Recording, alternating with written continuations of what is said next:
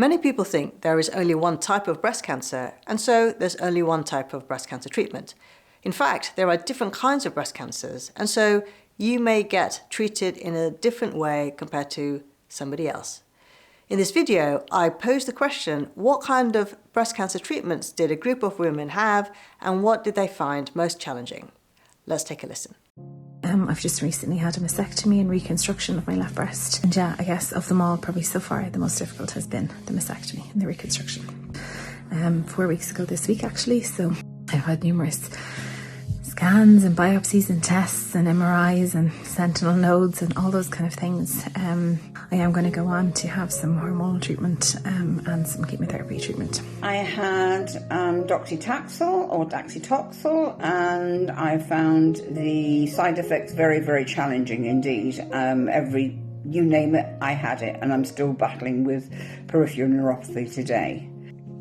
The treatments I received was chemotherapy, a mastectomy, and reconstruction. And what I found most challenging was the chemotherapy. The things I found the most difficult was the steroids. When I had my primary, they actually, I think they sent me a bit mad. But now that I have chronic fatigue because of the drugs, the treatment both times was chemo, then radiotherapy, then more chemo, and now I'm on a maintenance drug, which is fantastic. The most challenging time for me was definitely the effects of the EC chemotherapy, the 4 rounds I had. The most challenging part for me about all this was finding out enough information about lobular breast cancer. The treatment I had 4 lumpectomies to get a clear margin for this type of cancer. Because it operates in a single cell file, it's very difficult to find. It rarely forms a lump, and it's difficult to see on imaging. So they found a small area in the first quadrant of my breast, but actually later on pathology of a bilateral mastectomy, they found it in all 4 quadrants, extensive, and also as LCIS in the clear breast. Discovering that I needed to have a mastectomy and reconstruction was really frightening. But the biggest challenge for me was dealing with all of this emotionally.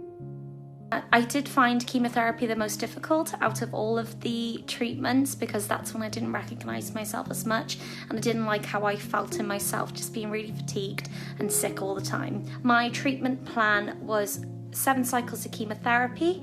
Then I had a bilateral mastectomy because halfway through my treatment they found out I had the BRCA1 gene, and then I had 5 sessions of radiotherapy.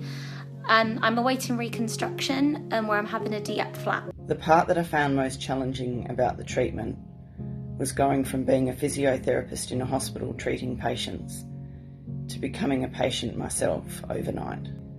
I started off my treatment by having a hook wire guided wide local excision and sentinel node biopsy. I had to return to theatre a week later to have a re-excision of a margin and the insertion of an infuser port. Following the surgery, I had 6 3-weekly cycles of chemotherapy, 19 sessions of radiotherapy, and 18 sessions of targeted therapy. I have been on tamoxifen now for a year, and I'll be on endocrine therapy for 10 years. I did think that the radiotherapy was going to be a walk in the park, but actually you are quite exhausted when you're going through it, and the effects on your skin and inside actually is very long lasting. I was still getting pains, 6 months to a year later. I would say surgery wasn't great either, because my surgeon doesn't believe in drains, and therefore I was very swollen with lymph fluid, and I had to wait for my body to reabsorb that, and I found that very challenging. I think for me the most challenging was actually the mastectomy. It was emotionally challenging rather than physically challenging. I had never thought that I would ever lose a breast, so I found that very difficult to adjust to. My treatment was lumpectomy, which didn't get clear margins, so I had a full mastectomy. Then I had chemotherapy, and I had Herceptin for a year because my tumour was HER2 positive.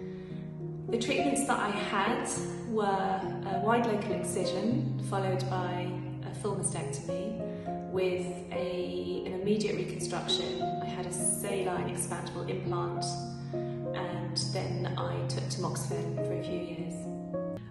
And I think the thing that I found most challenging was actually after the treatments were finished, because you feel quite supportive. I don't know if supported is the right word, but you know, there's a lot of appointments and people are interested and people are checking up on you. And then I found after the treatment had finished, there really wasn't that kind of network anymore, and I felt kind of frightened that it would reoccur, frightened that it would spread.